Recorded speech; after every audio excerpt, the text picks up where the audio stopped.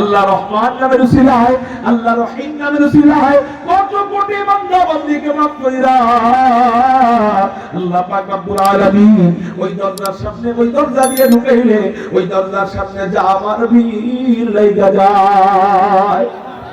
এবার আসেন আমরা জানতে পারলাম জান্নাতের দরজা কয়টা, আমরা জানতে পারলাম জান্নাতের দরজা কত বড় বড়, আমরা এটাও জানতে পারলাম জান্নাতের দরজার নাম কি কি।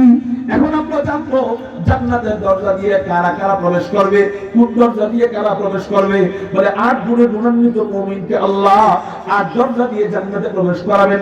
8 গুণে গুণান্বিত বান্দার জন্য 8টা আলাদা আলাদা দরজা। যেমন 1 নম্বর দরজার নাম বাবুস সালাহ, বুখারী শরীফ কিতাবুস সাওমের ভিতরে এই দরজার নাম পাওয়া যায় বাবুস সালাহ। এই দরজা দিয়ে কারা জান্নাতে প্রবেশ করবে? হুজুর আকরাম সাল্লাল্লাহু আলাইহি ওয়াসাল্লাম জানান, যে সমস্ত বান্দারা, যে সমস্ত বান্দীরা নামাজকে বড় মহব্বত করবে, নামাজকে বড় ভালোবাসবে, আল্লাহ পাক রব্বুল আলামিন এই বান্দা বান্দীদের জন্য 1 নম্বর যে দরজাটা রাখা দিয়েছেন ওই দরজার নাম বাবুস সালাহ। যারা নামাজ পড়বে, সন্তানদেরকে নামাজের তালিম দিবে, বিবিদেরকে নামাজের তালিম দিবে, ঘরকে নামাজের পরিবেশ করবে, এলাকাবাসীকে নিয়ে নামাজি হয় ওটা নিয়ে ফিকির করবে, আল্লাহ পাক রব্বুল আলামিন তাদেরকে বাবুস সালাহ নামক দরজা দিয়ে জান্নাতে প্রবেশ করাবে। মুহতারাম হাজিরিন, অথচ আমাদের আমলের ক্ষেত্রে সবচেয়ে বড় গাফলতি আমরা নামাজের প্রতি। ঠিক না বেঠি? হুজুর ওয়াজ করেন সারা রাত ওয়াজ শুনবো, অসুবিধা নাই, কিন্তু ফজরের নামাজ পড়তে রাজি নয়। ঠিক না বেঠি? হযরত আমার বছরের যাকাত আসে, যাকাত আমি দেই। হযরত রমজানে 30টা রোজা আলহামদুলিল্লাহ রাখি, কিন্তু নামাজ পড়নি কয় না হুজুর ফজরের সময় পড়তে পারি না, হযরত ইশারের নামাজ পড়তে পারি না, হযরত জোহরের নামাজ পড়তে পারি না। অথচ ইসলামের ভিতরে নামাজ এমন গুরুত্বপূর্ণ একটা ইবাদত। ইসলামে যত আমল আছে, যত ইবাদত আছে, এই সমস্ত ইবাদতের মূল ভিত্তি, ইসলামের মূল ভিত্তি কয়টা জানেন তো আপনারা? জোরে বলেন কয়টা? 5টা। বুনিয়াল ইসলামু আলা খামস, বুখারী শরীফের হাদিস, বুনিয়াল ইসলামু আলা খামস। আমরা 5টা বিষয় সম্পর্কে জানি, তারপরে একটু নতুন ভাবে জানবো, একটু অন্যভাবে জানবো। জানা বিষয় আবার দ্বিতীয়বার জানলে নতুন কিছু পাওয়া যেতে পারে। মুহতারাম হাজিরিন, নবীজি বুখারী শরীফের মধ্যে বলেন বুনিয়াল ইসলামু আলা খামস, শাহাদাতি আল্লা ইলাহা ইল্লাল্লাহ ওয়া আন্না মুহাম্মাদার রাসূলুল্লাহ ওয়া ইকামিস সালাহ وإيتاء الزكاة والحج وصوم رمضان। হুজুর আকরাম সাল্লাল্লাহু আলাইহি ওয়াসাল্লাম বলেন ইসলামের মূল ভিত্তি 5টা, বুনিয়াদ 5টা। 1 নম্বর ঈমান, আল্লাহ এবং তার রাসূলের উপর ঈমান আনা। 2 নম্বর নামাজ, 3 নম্বর যাকাত, 4 নম্বর হজ, 5 নম্বর রোজা। এতটুকু পর্যন্ত আমরা সবাই জানি, কিন্তু আমরা যে নতুন জিনিসটা এখানে জানবো সেটা হলো এই 5টা মূল ভিত্তির ভিতরে 4টা মূল ভিত্তি আল্লাহ ওয়াহির মাধ্যমে নাযিল করেছেন, কিন্তু একটা ইবাদত, একটা মাত্র মূল ভিত্তি আল্লাহ ওয়াহির মাধ্যমে নাযিল করে নাই। এই মূল ভিত্তি আল্লাহ ডাইরেক্ট দিয়েছে, ডাইরেক্ট। জান্নাতের দরজাগুলো আবার কত বড় বড়, আমি যদি আপনাদেরকে কল্পনা করতে বলি, যে একটু কল্পনা করেন না জান্নাতের দরজা কত বড় বড়। কল্পনায় তখন আসবে দুনিয়ার বাড়ির মেন গেটের কথা, কল্পনার মধ্যে আসবে এলাকার এমপি সাহেবের বাড়ির মেন গেটের কথা, কল্পনার মধ্যে আসবে মন্ত্রী সাহেবের বাড়ির মেন গেটের কথা। বলে কেন কেন কেন? আমরা তো জান্নাতের গেট দেখি না, এই জন্য আমাদের কল্পনায় জান্নাতি গেট আসবেই না। নবীজি হাদিসের মধ্যে জানায় যায় জান্নাতের বিষয়গুলো এমন, জান্নাতের নাম নিয়ামতগুলো এমন যা কখনো তোমরা চোখ দিয়ে দেখো নাই, অন্তর দিয়ে কল্পনা করতে পারবে না, কান দিয়ে তোমরা শুনবে না। সুবহানাল্লাহ বলেন। এইজন্য জান্নাতের আলোচনা যতই আপনাদেরকে বুঝাই না কেন, যতই আপনাদেরকে ভাইঙ্গা ভাইঙ্গা বর্ণনা করি না কেন, আপনাদের কাছে মনে হবে ওই যে অন্ধ উস্তাদের মতো এক উস্তাদের জন্য তার ছাত্র দুধ নিয়ে আসছে, গাভীর দুধ। জোরে বলেন কিসের দুধ? উস্তাদ হলো অন্ধ। জোরে বলেন উস্তাদ কি? ছাত্র দুধ নিয়ে বলতেছে হযরত জি, উস্তাদ জি আপনার জন্য দুধ নিয়ে আসছি। এক উস্তাদ তো জীবনে দুধ দেখে নাই। উস্তাদ বলে বাজার দুধ আবার কেমন? ছাত্র কয় হযরত দুধ হলো সাদা। এখন উস্তাদ তো সাদা জীবনে দেখে নাই। এখন উস্তাদ আবার জিজ্ঞাসা করে বাজার সাদা আবার কেমন? এখন ছাত্র কয় হুজুর সাদা হইল বগের মতো।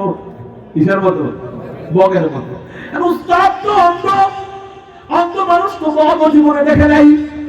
এখন উস্তাদ আবার প্রশ্ন করে বাজার বগ আবার কেমন? এখন ছাত্র মনে মনে কয় আচ্ছা মুশকিলে পড়লাম তো, উস্তাদ রে বুঝাই কেমনে বগ কেমন? এখন হাত এমন করে বলে উস্তাদ জি বগ এরকম। এখন উস্তাদ তো অন্ধ দেখে তো না, হাতায় কথায় কয় বাবা এটার মতনই দুধ, এটা তো আমার গলায় ঠেকে যাবে। যে জীবনে দুধ দেখে নাই এই অন্ধ মানুষকে দুধের দৃশ্য আপনি বুঝাইতে পারবেন? যে জীবনে জান্নাত দেখে নাই এর কাছে জান্নাত সম্পর্কে আপনি যাই করবেন কল্পনায় উস্তাদের মতো বগের অবস্থা হয়ে যাবে। মুহতারাম হাজিরিন, তাহলে জান্নাতটা এমন যেটা আসলে কল্পনা করা সম্ভব না, অকল্পনীয়, মানে আমাদের কল্পনার বাহিরে। তারপরেও নবীজি কিছু হাদিস বলছে, আল্লাহ কোরআনে কিছু আয়াত বলছে জান্নাতের নিয়ামতের কথা। কেন? আমার দিকে খেয়াল করেন, আপনারা আমার দিকে খেয়াল করেন, আপনাদের কাজ হলো আমার দিকে তাকানো।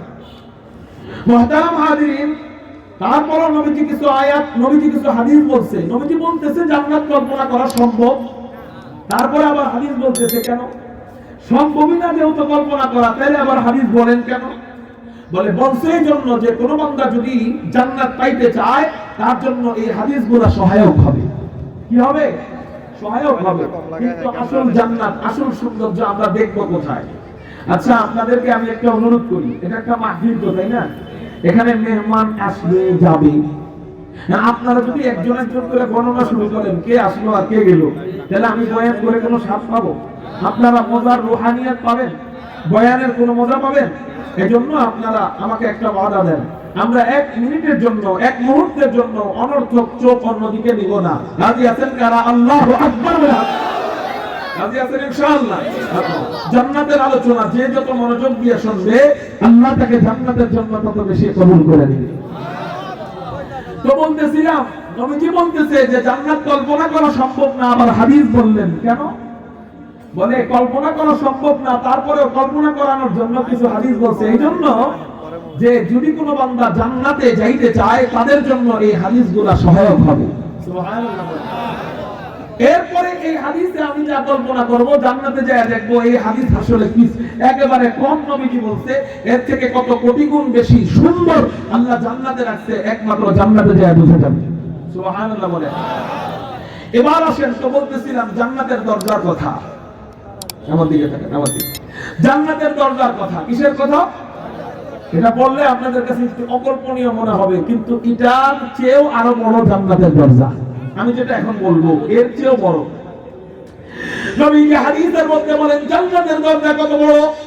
নবীজি বলেন জান্নাতের দরজার লম্বা কতটুক এটা আমি নিজেও জানি না, কিন্তু জান্নাতের দরজার পাশ কতটুক নবীজি হাদিসের মধ্যে জানায় দেয়। জান্নাতের দরজার পাশ এটাও 40 সানা, এটাও 40 বছরের রাস্তা। একটু চিৎকার দিয়ে বলা যায় না সুবহানাল্লাহ? জান্নাতের দরজার পাশ এটাও 40 বছরের রাস্তা।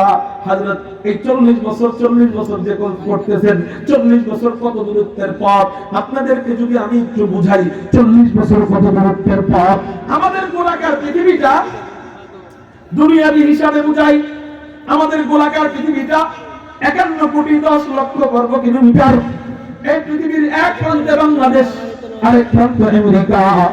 বাংলাদেশ থেকে বিমান রওনা দেয়, আমেরিকায় বিমান পৌঁছায়।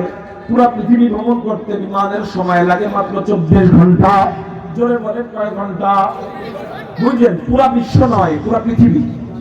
দুনিয়া আলাদা, পৃথিবী আলাদা, মহাবিশ্ব আলাদা, পৃথিবী আলাদা। এই পৃথিবীটা বিশাল বড়।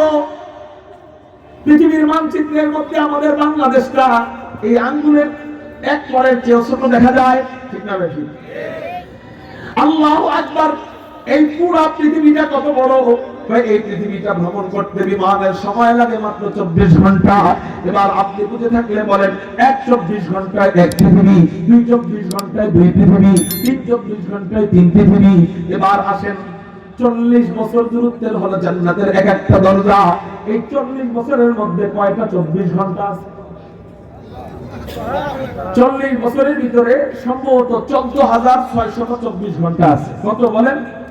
14,624 ঘন্টা। তার মানে দুনিয়ার হিসাবে জান্নাতের গেট 5টা এত বড় যে 14,600টা পৃথিবী জান্নাতের দরজার সামনে রাখলে একটার সাথে আরেকটা ঘষা খাবে না, বাড়ি খাবে না। অনায়াসে 14,600 পৃথিবী জান্নাতের দরজা দিয়ে এক কাতারে এক সিরিয়ালের ভিতরে ঢুকতে পারবে আর বের হইতে পারবে।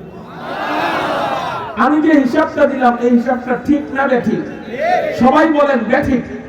আরে আমি যেটা কই এটাই কর, বলেন বেঠিক। বেঠিক ভাই, ঠিক বলেন বেঠিক। কেন বেঠিক? দুনিয়ার হিসাব আর আখিরাতের হিসাব কি এক? আমি তো দুনিয়ার হিসাবে বলছি। দুনিয়ার হিসাব তো ছোট, আখিরাতের হিসাব সবকিছু বড়। আখিরাতের একদিন দুনিয়ার 50,000 বছর। কোরআনুল কারীমের মধ্যে আছে খালফিনা আলফা সানা। আখিরাতের একদিন দুনিয়ার 50,000 বছর যদি হয়, নবীজি বলছেন জান্নাতের গেট 40 বছরের। এবার আখিরাতের 40 বছর দুনিয়ার কয় কোটি বছরের সমান আল্লাহ ভালো জানে। তাহলে আমার হিসাব ওই গেটের তুলনায় একটা মাত্র বিন্দু, ঠিক না বেঠি? তাহলে বুঝেন ওই গেট কত বড় হবে।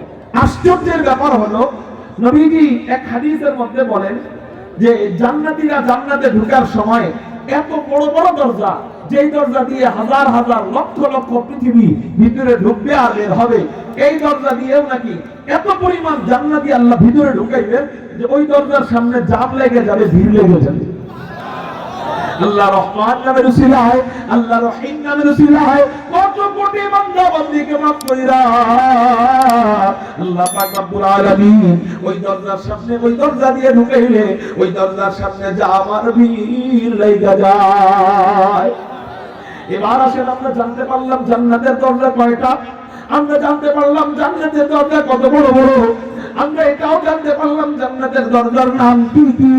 এখন আমরা জানবো জান্নাতের দরজা দিয়ে কারা কারা প্রবেশ করবে, কোন দরজা দিয়ে কারা প্রবেশ করবে। বলে 8 গুণে গুণান্বিত মুমিনকে আল্লাহ 8 দরজা দিয়ে জান্নাতে প্রবেশ করাবেন। 8 গুণে গুণান্বিত বান্দার জন্য 8টা আলাদা আলাদা দরজা। যেমন 1 নম্বর দরজার নাম বাবুস সালাহ।